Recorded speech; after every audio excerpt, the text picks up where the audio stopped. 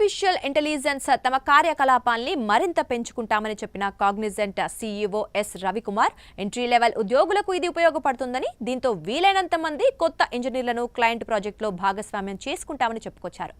ఇప్పటికే 2024తో పోలిస్తే 2025లో ఉద్యోగుల సంఖ్య మొత్తం వర్క్ ఫోర్స్లో సుమారు 4% పెరిగిందన్నారు. 2025లో 14,800 మంది ఉద్యోగులు పెరగగా కంపెనీ మొత్తం ఉద్యోగుల సంఖ్య ఇప్పుడు 3,51,600గా ఉంది.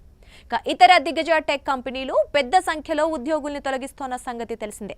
అంతర్జాతీయంగా అనిశ్చిత నేపథ్యంలో ఖర్చుల్ని తగ్గించుకునేందుకు ఇదే సమయంలో ఆర్టిఫిషియల్ ఇంటెలిజెన్స్ పై దృష్టి సారించేందుకు అటువైపు పెట్టుబడులు పెడుతూ ఉద్యోగుల్ని తగ్గించుకుంటున్నాయి. లాస్ట్ ఇయర్ అక్టోబర్లో అమెజాన్ ఏకంగా 16,000 మందిని తొలగించగా ఇటీవల జనవరిలో కూడా 14,000 మందిని తొలగిస్తున్నట్లు ప్రకటించింది. ఇంకా షిప్పింగ్ లాజిస్టిక్స్ సంస్థ యూపీఎస్ కూడా 30,000 మందిని తొలగించనున్నట్లు ప్రకటించింది. ఇదే సమయంలో ఏఐ డేటా సెంటర్ల నిర్మాణానికి నిధుల కోసం సుమారు 30,000 మందిని తొలగించే ప్లాన్ చేస్తోంది ఒరాకిల్. ఈ క్రమంలో కాగ్నిజెంట్ మాత్రం ఈ స్థాయిలో కొత్తగా ఉద్యోగులు నియమించుకోవాలని చూస్తుండడం ఐటీకి శుభ పరిణామంగా చెబుతున్నారు.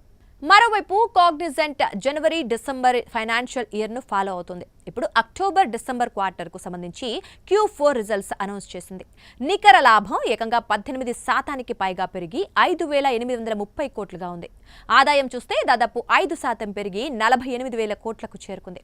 2025 మొత్తం ఆర్థిక సంవత్సరంలో ఆదాయం 1.90 లక్షల కోట్లుగా ఉంది. దీంతో 2025 ఆర్థిక సంవత్సరానికి తమ ఉద్యోగులకు అందరికీ 100% బోనస్ చెల్లిస్తున్నట్లు ప్రకటించింది.